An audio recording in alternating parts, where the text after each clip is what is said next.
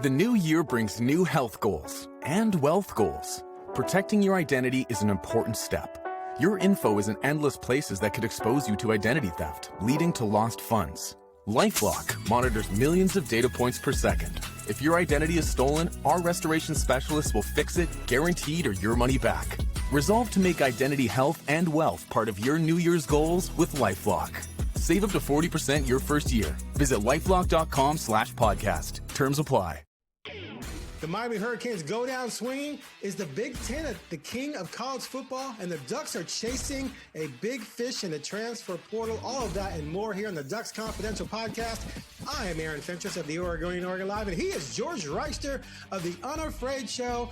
We were supposed to record earlier, but his wife was like, "This is my birthday, fool. You didn't spend the day with me." So I got stiff-armed.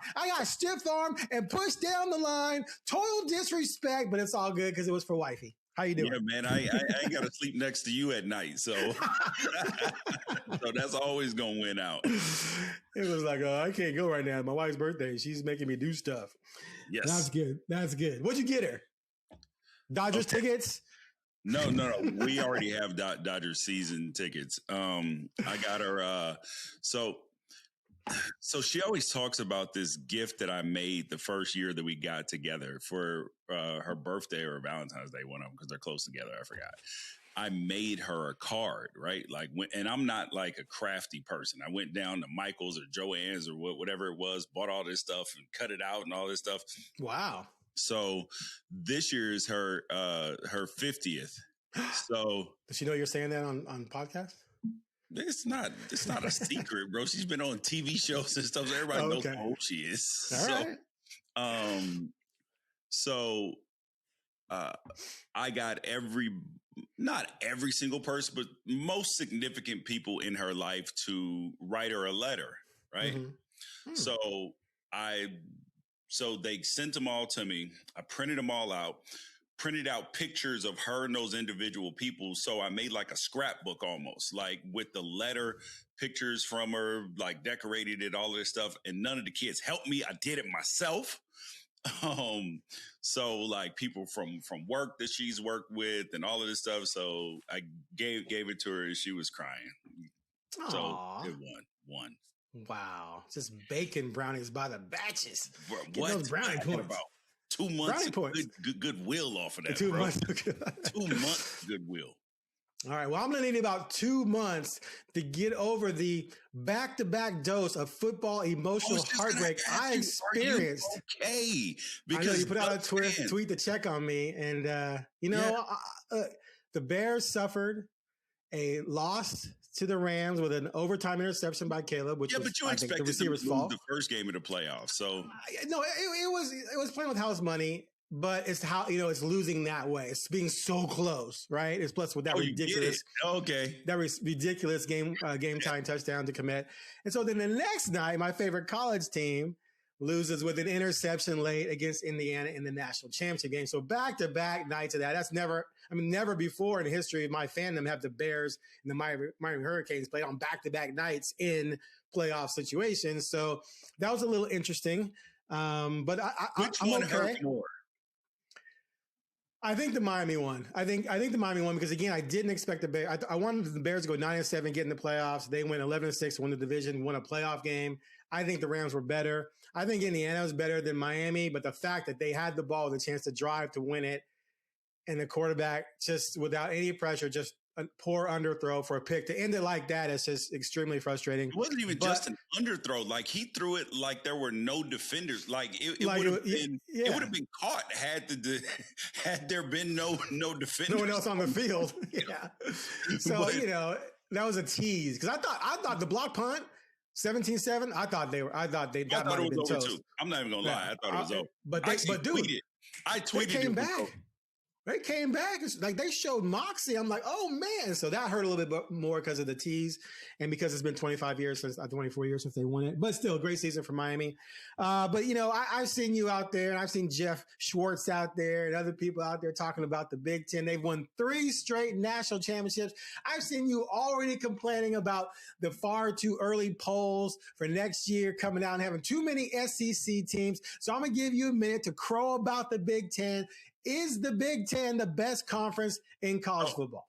Hold on. First thing, I want to bring up something that about Carson Beck, because I'm not sure. And this is actually a sad stat.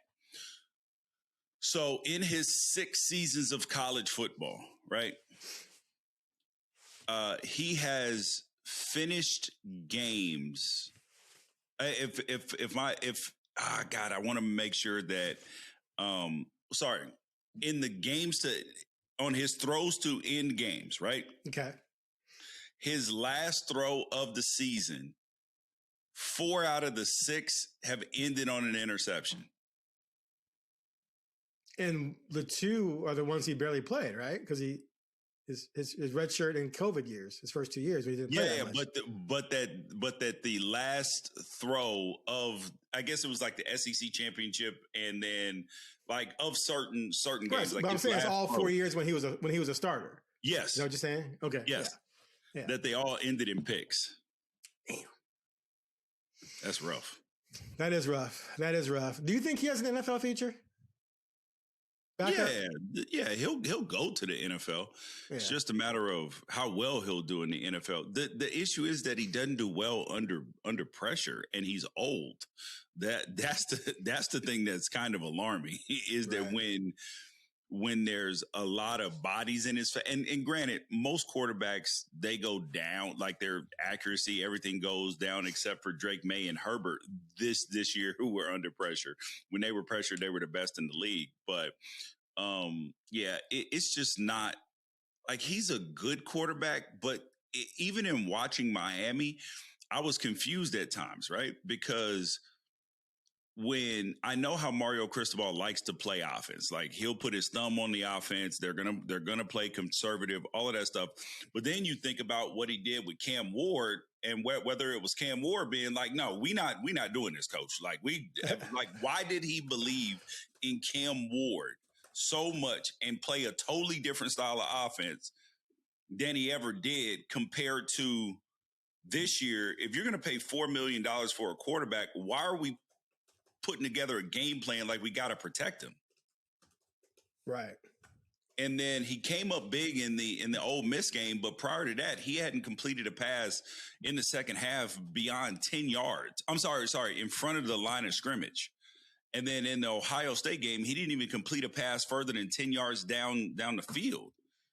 And they weren't really throwing any. So it's like, why are you trying to protect somebody and all that? So that's like the biggest question, which kind of leads to Miami's pursuit of Darian Mensah, which we'll get to when we get to like the transfer portal stuff. But It's wild. But now on to the question that you asked me. Is the Big Ten the best conference? Yes. Is it? Yes. The Big Ten is the best conference in college football. And when you think about, and that's right now, right? So I would have conceded the fact that the SEC may have, that the SEC had fewer high-end teams than the Big Ten. But then when you got down to the bottom of the Big Ten, I think that this year in particular, the bottom of the Big Ten was worse than the bottom of the SEC. Okay. But at the top and the middle were that you got to give the edge to the Big Ten.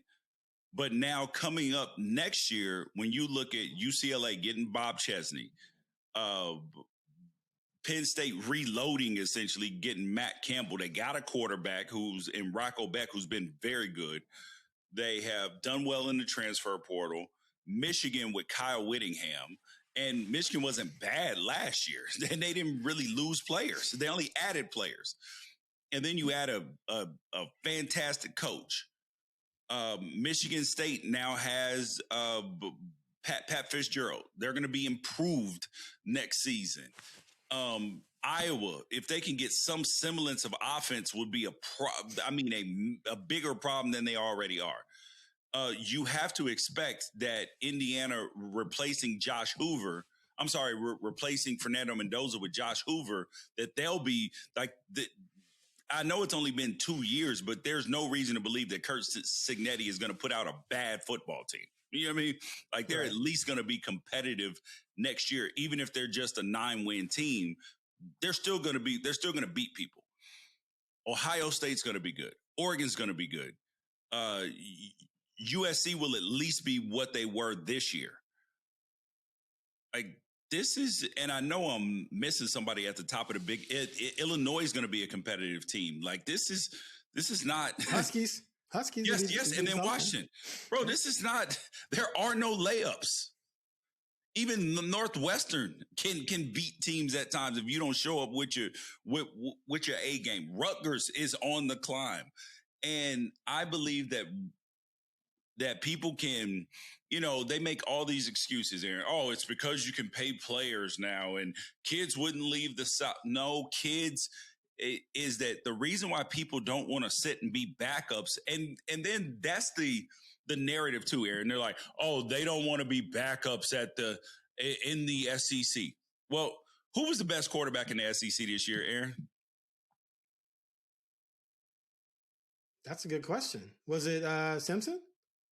But you could argue it was Trinidad Chambliss, right? Okay. He's from Ferris State. Who was probably the best running back in the SEC? Ahmad Hardy from Missouri. He came from a small school. So some of the best, and then like one of the best receivers in the SEC, same thing. So this whole narrative that, oh, it's the SEC programs.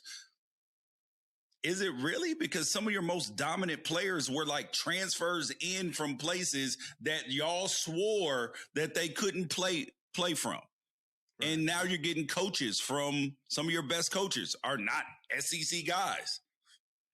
So clearly before, the top SEC programs could just load up on dudes. Yep. And we know that some were paying under the table. And then those guys are trapped unless the program lets them leave. And even then, they got to sit out. And to get someone to transfer up, like for Missouri, I need a running back. If someone's going to transfer up to me, they have to sit out a year. Now, it's a free-for-all. You can steal SEC's depth, the top team's depth. Yep. You can bring up anyone from anywhere to instantly plug in. And so that balances things out. Look what happened to Oregon's depth this year. Yeah.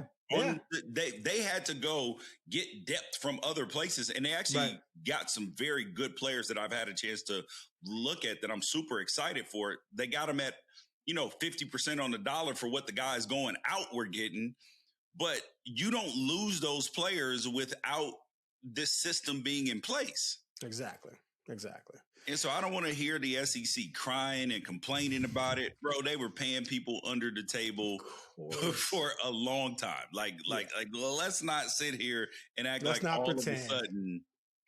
Yeah, let's not pretend that Nick Saban won 7 national titles because they were completely squeaky clean. Yeah. No one's buying that. All right. Okay. Speaking of a lack of being squeaky clean, so I'm going to display what fandom objectivity looks like. I'm a Miami Hurricane fan. Come on, teach us, oh wise one. I've been one forever. And there's numerous times when I will point out something, about Oregon. I'm not really hating on Oregon. I'm just pointing out things. Like, they haven't developed their own quarterback really since Herbert. They recruited 15 defensive backs in the last 3 or 4 years, but yet they're out in the transfer portal getting defensive backs to fill holes because maybe they missed on some dudes or what have you, whatever. We can argue about that all we want. But I can say the same thing about Mario Cristobal and other positions, as well as quarterback. He's been there 4 years, and they have yet to come close to recruiting and developing a quarterback. And so they went out and got Cam Ward. They went out and got Beck. And now they're reportedly out there trying to steal Duke's Mensa, even though Mensa has a contract. Now, as a Miami fan, I'm looking at quarterback. I'm like, damn, they don't have one for next year, really. If they can get this Duke kid, though, woo, that's pretty nice. So I'm not going to lie. There's a part of me that's like, yeah, get the Duke kid. But the objective part of me is just grossed out by how unseemly the entire thing is. It's so ugly. That dude is under contract. And you just went in and said, yeah, you're under contract, but we're going to give you a boatload of money, buy out that contract, and steal you. And you play for a conference rival. It is just... It was a team that won the ACC last year. Yeah. And so even next year, so let's say this goes down and they get him. Now, I guarantee you, I'm going to be sitting there watching Miami, yay Mensa, but also like, yeah, this is just ugly. The NCAA or whomever has to fix this. You should not be able to sign a contract basically telling that team, I'm playing for you. So then the team doesn't go out and recruit a quarterback. All the good quarterbacks go off the board. And then now you're like, hey, I think I'm going to leave for Miami because they're going to need more money. It is just gross. Right. What say you? So I 100% agree with you in terms of it being gross. But I'm not mad at Miami because when you look at the system that we're in right now, think about all the people, Aaron, that were talking about, oh, Dan Lanning has to be on the hot seat and everything like that, right? Coaches, as much as they don't want to admit it, hear these things, right? And even if they don't give that any mind, you can't ignore James Franklin getting fired last year. You cannot ignore that because his amount of winning and history, none of that has said that guy gets fired. You hear me? Like the last time that we saw a guy like that get fired, even remotely close to that, would have been like Mark Richt at Georgia. Like that's the last time that, and he wasn't even doing as good as James Franklin is. Right. So if you're a coach and you know that, and you're looking at your roster and you have recruited these high school quarterbacks and you're looking at him and you're like, he hasn't played yet. I think he might be okay, but am I going to risk my job over that? Exactly. Nah. And you actually might have a gold mine sitting there. But do you think that if you put Chip Kelly in that 2010 team that went to, what was that, the Fiesta Bowl? And 2010 went to the national championship. Yeah, they rolled the dice on Thomas after Masoli got kicked off the team. Yes. So Darren Thomas. So do you think, Aaron, if we were in this era, that Chip Kelly tells Darren Thomas, I don't think you're going to be our quarterback next year, or you're going to be in a competition with a freshman? Wait, so you mean after the Rose Bowl? Yeah, yes, in 11 they won the Rose Bowl. Yes, and correct. Mariota redshirted that year. Yes, yeah. There we go. If we're in that era, if we're in this era, do you think that Chip makes that same decision and tells Darren that he might go with Marcus? Basically to get lost for a freshman who's never played. Well, I think that's an outlier because Marcus was basically like Luke Skywalker, Anakin Skywalker behind closed doors, is what all the reports were. Well, so, true, yeah. True. So that might be. It has to be that. So you're probably right about that because I did hear that too. More likely, let's go to when Masoli's getting kicked off the team. Are you going to roll the dice on Darren Thomas as opposed to hitting the transfer portal? There you go. They hit the portal in a heartbeat if they can. There you go. Because you're like, bro, I'm not trusting my job. I get fired. I could have had the biggest contract in the world and get fired in 1 year. Yeah. One bad year. So that's the point. And I understand why Miami did it, but I also am frustrated as a college football fan. So I'm, on one hand, I'm not going to be the person that says college football is broken. It's not, because the ratings and the interest have never been higher. So you can't say like the that on-field doesn't mean product. It's not broken though. No, that just means people are watching. No, I'm saying is that like you can't, is people are saying, oh, I hate college football now and this. You hate some parts of it, but the interest and ratings are going up. Right. So it tells you that what's going on the field is excellent, while you have problems off the field. And this is one of the off the field problems that has to get fixed. And you just had the House versus the NCAA, that lawsuit, which created the revenue sharing, the $2.8 billion. It created the salary cap, which I told everybody was not going to be a real thing. It was like, it was vapor. It was fake. And then the schools, after begging for congressional help, begging for all of this stuff, all they really are begging for is an antitrust exemption so they can do whatever they want to do and make whatever rules, no matter whether they hurt the players or not.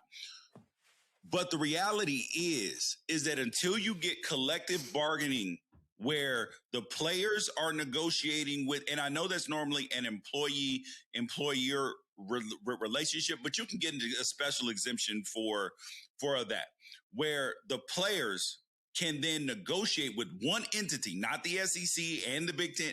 Everybody is negotiating on behalf of all the conferences. The players, they then negotiate contracts. They negotiate in terms of like the standard language that has to be in the contract, who can represent players as agents, who can represent like what the actual transfer rules are, all of this stuff. So then you won't end up in a situation where Duke is now suing Darian Mensah the way he can't enroll. So he's in the transfer portal because they lost the temporary restraining order, but the actual restraining order that case is going to be held on February 2nd. So Darian Mensah is in the transfer portal, but he's not allowed to enroll anywhere. And him getting enrolled so late now puts his eligibility to practice in spring ball in complete jeopardy. So what happens here is going to be a landmark situation, because if Mensah wins, all the schools that with the House settlement who have refused to sign on with the College Sports Commission, the way there's enforcement, all of them, they're all going to be like, no. We need to sign this, because then otherwise players, what's the use of having a contract if you got to pay them and then they'll just bounce and it don't matter and they can just do it.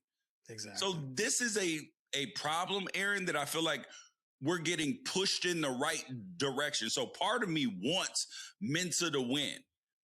But then also, if Mensah doesn't win, now schools are going to be like, okay, cool.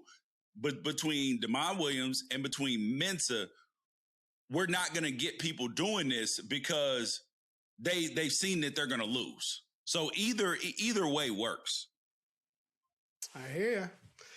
We'll see what happens. Now, like Miami's after a big fish, the Ducks are after an even bigger fish from a size perspective. 6'5", 330-pound left tackle Jordan Seaton, who was a sophomore this past year at Colorado, second team all Big 12. He's a 5-star transfer. He was a 5-star recruit a couple years ago, the number 1 rated tackle in the country, number 1 rated offensive lineman in the transfer portal, number 4 player overall.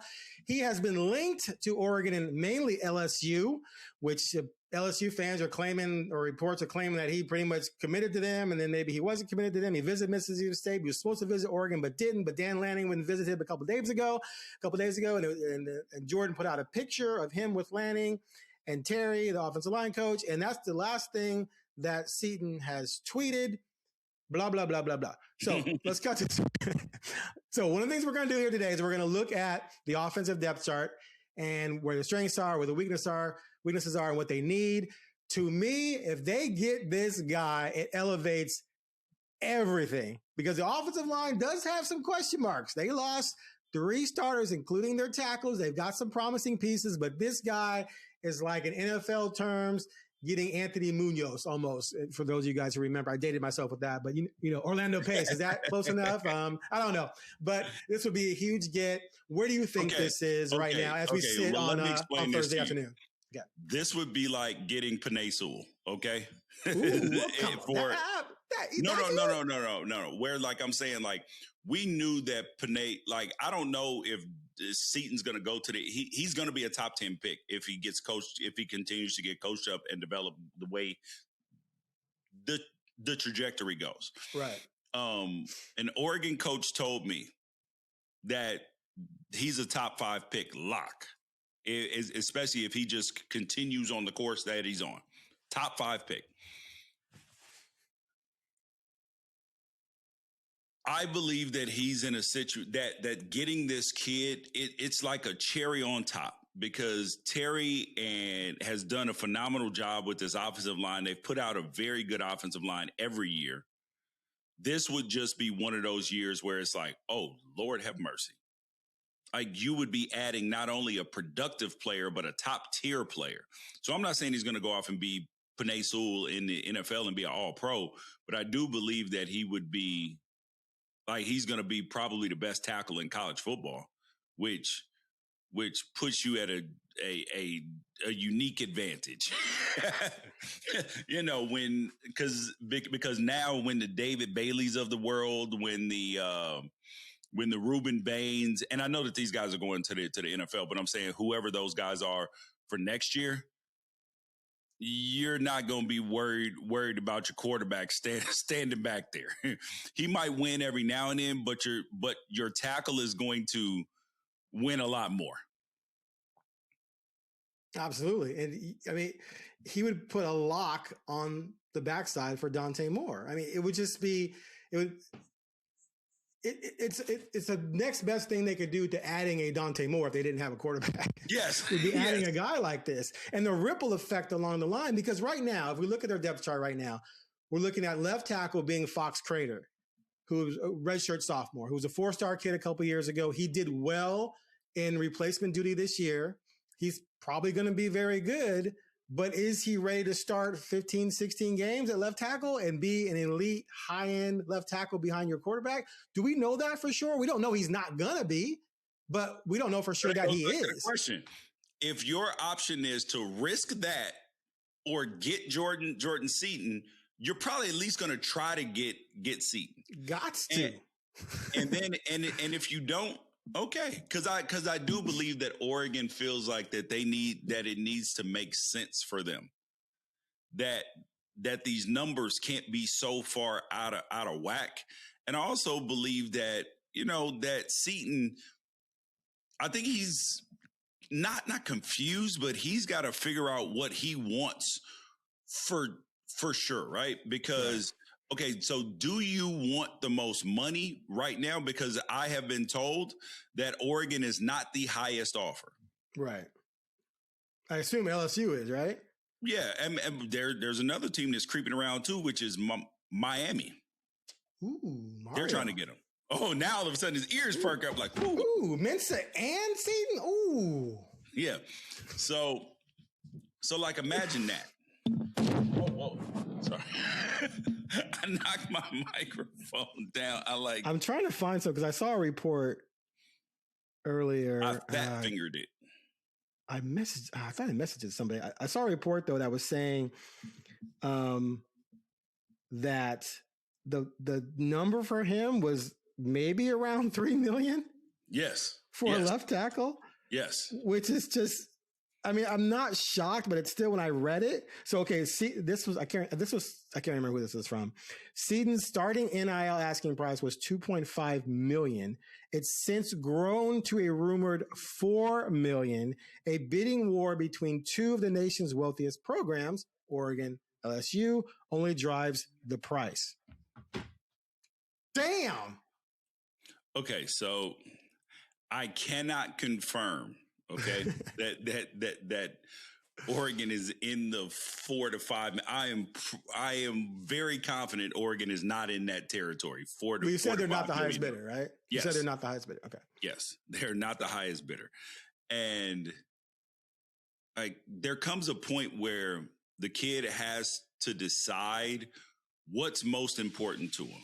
You know what I mean? Right. Because Oregon has been putting out offensive linemen at a very high clip, right? And doing a really good job at tackle in particular. So now, if you're going to go get coached up, Lane Kiffin doesn't really have a history of putting out first round O-linemen. So if I'm him, my two options for my kid would probably be Oregon or Miami, because Alik Terry, who came up under Mirabal, like those are like they're two of the, 3 or 4 best offensive line coaches in college football. And you got to put Iowa's up there too, because they just can consistently do it. And so I am going somewhere where like I'm going to get coached up. So if you're worried about $500,000, $700,000 right now, and you go take that to go to LSU, you might be mortgaging $40-50 million in the NFL. Okay. So it's just, I just think that you just have to be long-term thinking, and it's hard for kids to do that because, you know, like our whole culture and just people in general, like just suffer from, you know, the delayed gratification. It's hard, especially when you're young. Now, apparently there's reports out there that his uncle, I think his name's Khalil, has been pushing for Oregon, and that's why he didn't commit to LSU, because he was pretty much a done deal at LSU, but his uncle's pushing for Oregon. LSU was trying to keep him down there as long as possible. Right, because he visited there, right? Yes, and they were trying to keep him there, and he found a way to get up out of there. It's like they were not holding him against his will, obviously. He's a big man to be holding up against his will, but you know how people just, hey, let's take you to the governor's mansion. Soon as you leave the governor's mansion, let's head over to go see the mayor. Let's go do this. Like, and it's like, hey, bro, I got things to do. I gotta bounce. All right, what's your crystal ball on this? Just one more thing. Just one more thing. Meet Shaq. Yeah. He went to LSU. All right, what's your crystal ball on him? Oh, God. And it could go down today or tomorrow, right? That's not over this weekend. Yes. Yeah. I'm going to go with,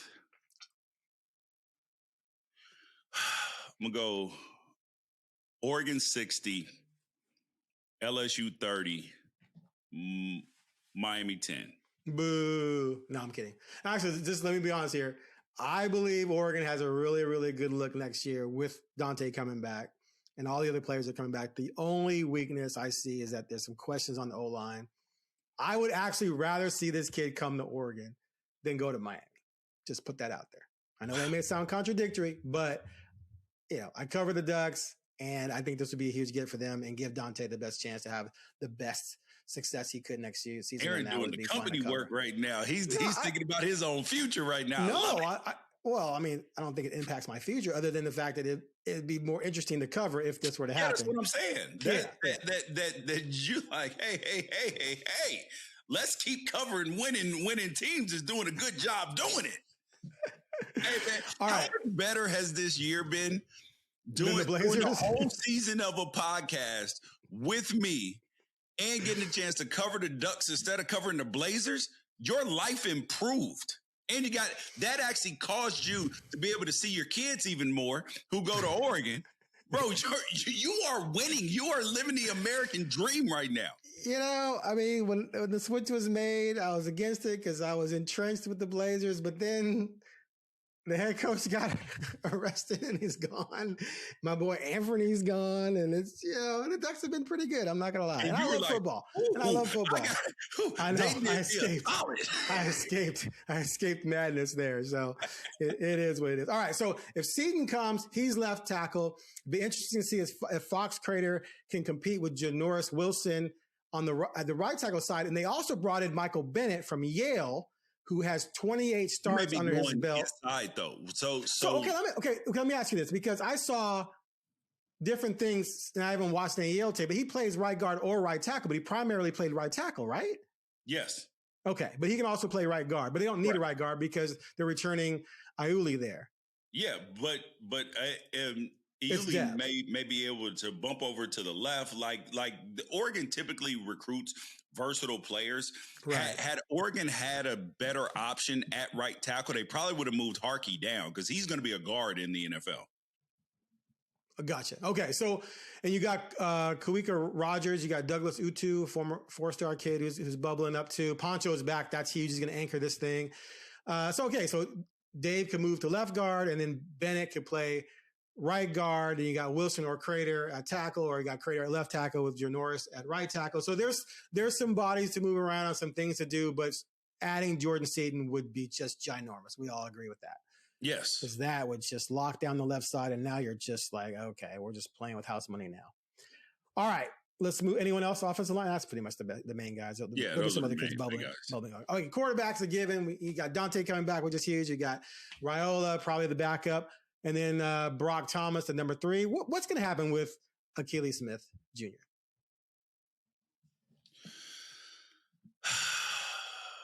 He's kind of been put in the catch-22 because Raiola has a red shirt 2 years after that. Okay. So if they don't have to burn his red shirt as the backup, he's going to have 2 years. Comment on that after this spring ball because he's definitely going to go through spring, right?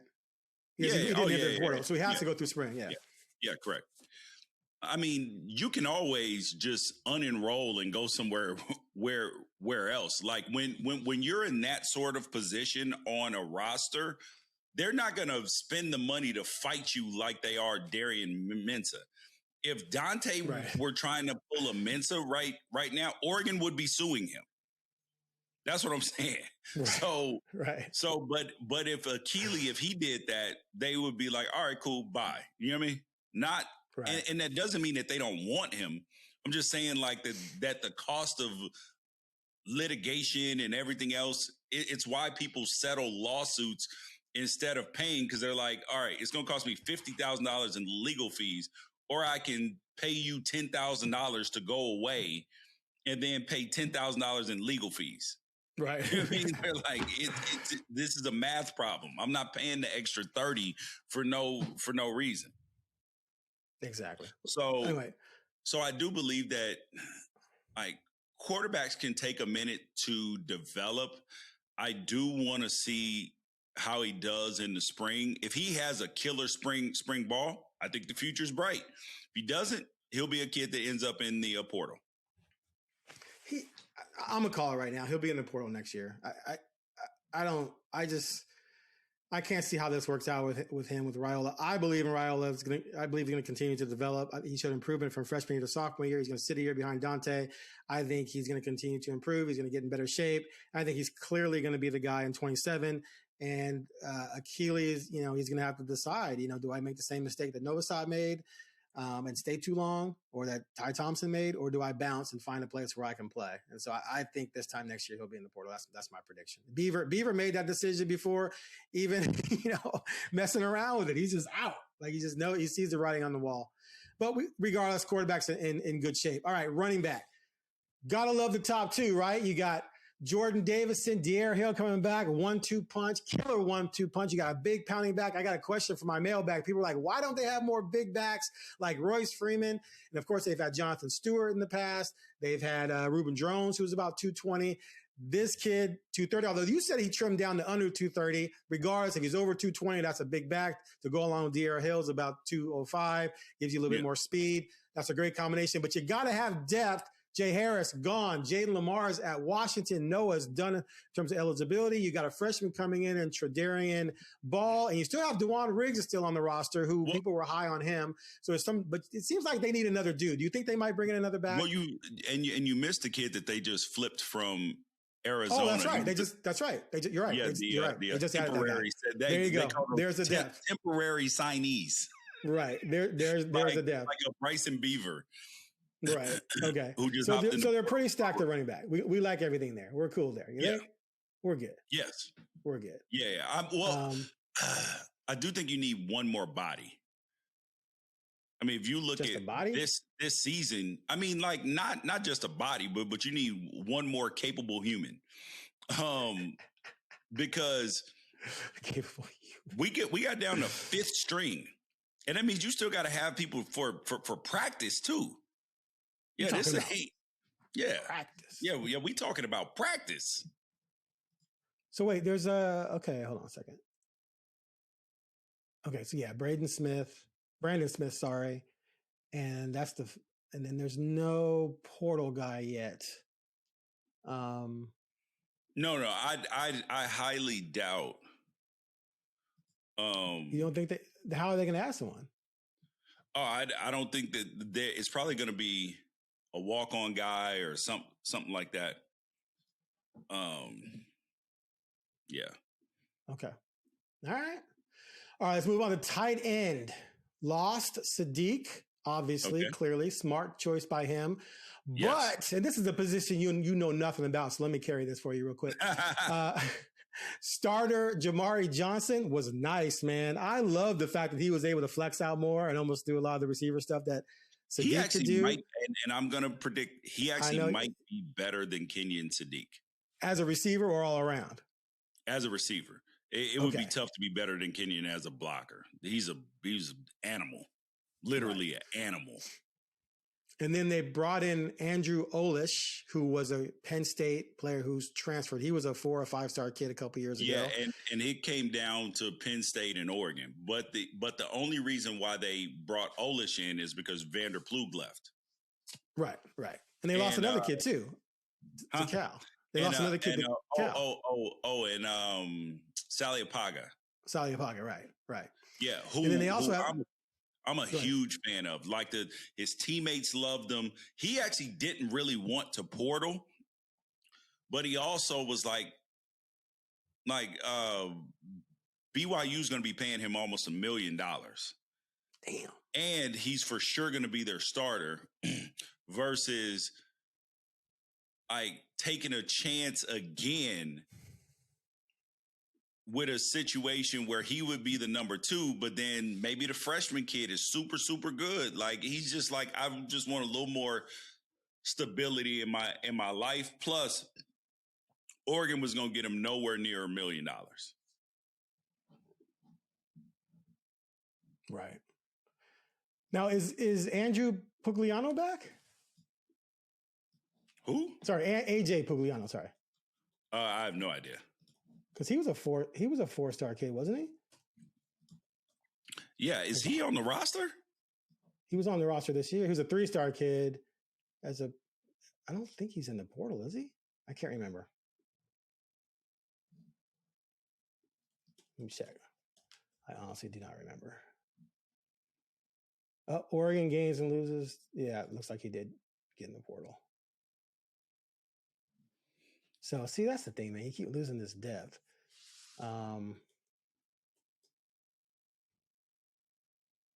Yeah. No, he's back. He's back. And so is Kendra Harrison. He's a 6'7" kid. Yeah. He was a 4-star kid. He's the freshman kid from North Carolina. Yeah, that guy. I mean, you watch some highlight videos of him, and it's like, yeah, that guy's not human. Yes, dude. How does a kid like that? Dude, they have been getting absolute freak shows at tight end. It's crazy. Freak shows. I am, and to be perfectly honest with you, I'm a guy who's very confident in myself and who I am and everything else. Right. I wasn't built like Kenyon Sadiq. I wasn't built like this, like the freshman kid, Kendra Harrison. Like them dudes were created in labs. Exactly. They didn't get created like through the natural birth process. Like wherever LeBron got made at, and where Myles Garrett, LeBron James in the same lab they got created in, Kenyon Sadiq and Kendra Harrison got created in that same lab. Yeah, so 24/7 has him as a 4-star, number 2 rated tight end, but the composite has him as a 5-star and the number 1 tight end and number 18th ranked player in the nation, period. So yeah, tight end is looking pretty golden right about now, even though you lost the all-time leader for single season touchdown receptions for a tight end. That's pretty nice. When you can lose a guy like that and be like, yeah, we're good, then things are going well. We're like, go. No. We're not trying to get you to come back. I mean, if you want to come back, we'll take you, but it's probably best for you if you go. Right. All right, wide receiver. We're like, baby, please. Baby, please come back. Oh, yeah, please. You got to come back. What would they have done? I guess they'd be going with Raiola. Raiola would be the guy. Or you thought there was someone else? No. There would if Dante wasn't coming back, Raiola was not going to be the starter for next year. I promise you that.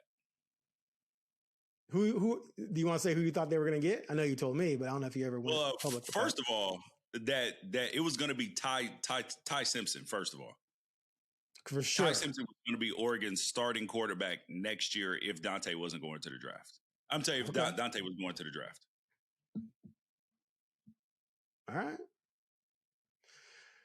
Okay, wide receiver. DeCorian Moore did not enter the portal, which I don't think anyone really expected, but you never know. He's back. The Ravens are hiring Chargers defensive coordinator. Oh, wait, never mind. I thought it said Michigan was okay. Never mind. Jesse Minter is going to the Ravens as their defensive coordinator. I thought that was Michigan. Never mind. Okay. It said former Michigan. Sorry. All right. So got DeCorian back, Jeremiah McClellan, who really blew up this year. I love his potential. And Evan Stewart is coming back. That will be huge, having a veteran guy like that around who should just be hungry to ball out. The wide receiver room looks crazy. And then you got Gatlin Baird. You still got Wrestler sitting on the bench. You got Iverson Hooks, the transfer. Yeah. Nice slot guy. Could be like looks crazy. Like a Tez kind of guy. Was he UAB? There's no lack of experience. How coming into this year with Evan Stewart hurt, and then you were like, okay, we got Gary Bryant. You brought in Malik Benson, and like you weren't real jumping over the moon about this wide receiver room. If you're saying that the best player in the wide receiver room is a true freshman, you're not usually real. That means your room ain't as deep as you need it to be because, and I've said this many times, if you're playing a bunch of true freshmen and they're some of your best players, you can have a very good team, but you can't have a championship caliber team with a bunch of true freshmen playing. Fair. As your best players, excuse me. So hold on a second. Some people don't like to, admit that, but it's just the truth. Like Miami essentially only had one true freshman playing. Granted, he was an absolute dog, and you can get away with that. But any more than that, you got problems on your hands at times. They also got 4-star Jalen Lott coming in. We'll see how much playing time he can earn. But they like him a lot. And Messiah Hampton, a 4-star kid as well, coming in. Anyone else? Oh, Hudson Lewis. And they got 3 receivers coming in, 3 freshmen. Yeah. And then Gatlin Baird off his mission, former 5-star. Gatlin Baird, yep. There you go. Looking pretty good, man. Looking pretty solid. He's a big kid too, right? Yes. Yeah, that white boy is bigger than I thought he was. He is.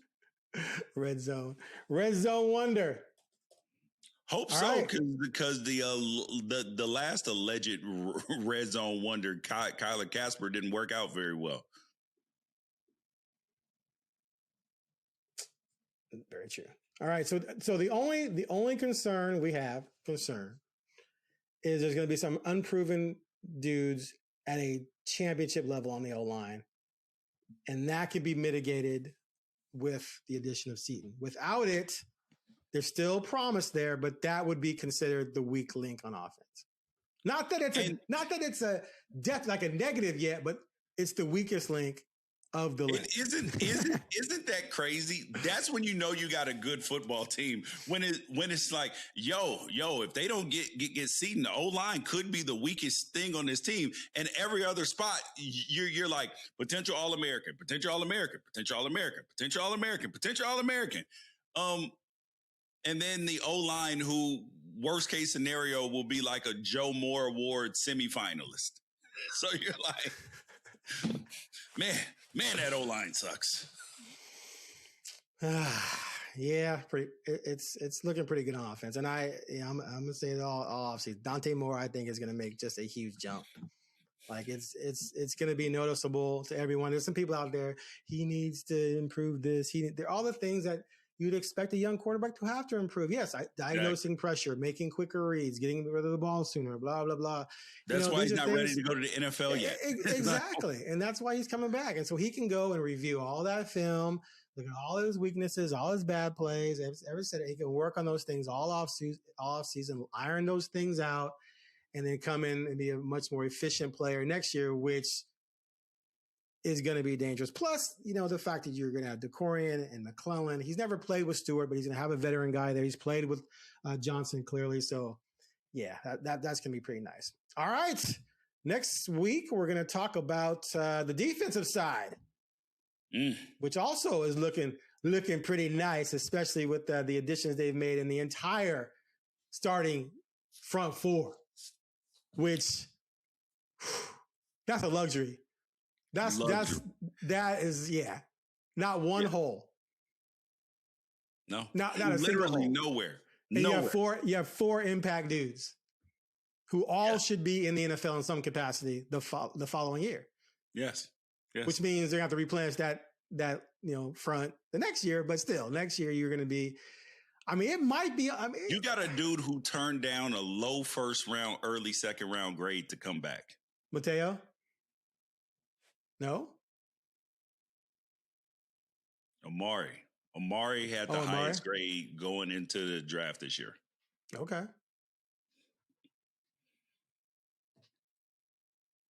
Pretty nice. Nice luxury. We could literally have, and I think that schools are going to, and coaches are really going to pay attention to like that they're lining things up. When you have a team like Oregon has coming in this year, I'm cautioning myself from getting a little bit excited because it feels like Ohio State in 2024. When they returned everybody and people were like, why did everybody come back? And they're like, because we got a mission together. Right. And that's what it feels like.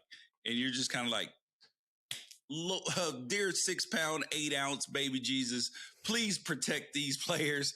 Please let them make good decisions every single day and wrap themselves up in a nice piece of bubble wrap. 100%. All right. That's it for the Ducks Confidential podcast. We'll see you next week and break down the defense. What?